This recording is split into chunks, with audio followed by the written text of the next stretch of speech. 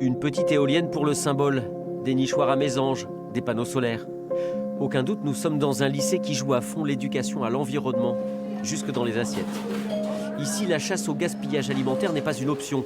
Depuis 4 ans, les élèves sont invités à se servir juste ce qu'il faut. Moi, j'attends pas de servir une assiette et puis j'aime bien discuter avec les élèves. Comme ça, il y en a beaucoup des fois qui prennent ou qui disent bah non, moi j'en veux pas beaucoup. Enfin voilà, ça permet, il y a un relationnel avec les élèves qui permet justement de servir la juste quantité nécessaire, quoi. Pour ne pas gâcher, le pain est proposé sous différentes formes quand il ne finit pas en pudding une fois rassis.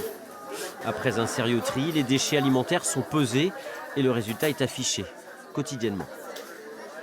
En fait, on leur fait confiance, on se dit que ce sont maintenant alors pas de jeunes adultes, mais en tout cas des adolescents qui grandissent. Et c'est à eux de gérer en fonction de leur appétit, en fonction de ce qu'ils aiment, ce qu'ils prennent au cercle.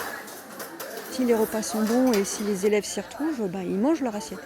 Donc le travail qui est fait en amont par l'équipe de cuisine permet aussi de réduire le gaspillage alimentaire parce que les élèves s'y retrouvent et apprécient ce qu'on leur propose.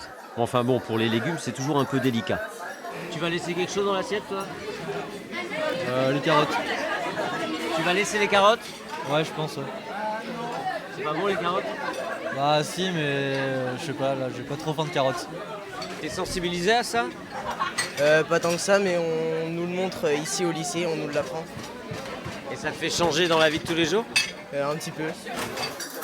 Petit à petit, la chasse au gaspillage donne des résultats. En un an, l'établissement a fait baisser de 140 kilos le poids de ses déchets. En France, les restaurants, scolaires ou pas, sont responsables de 14% de ce grand gâchis. Mais les particuliers ont eux aussi un rôle à jouer.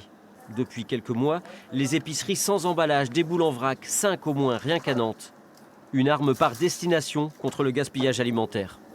Si on conseille à nos clients d'acheter des produits en vrac, c'est pour acheter la quantité de produits dont ils ont besoin, pour ne pas surconsommer et puis surstocker chez eux. Ça permet en fait d'acheter vraiment la juste quantité pour une recette.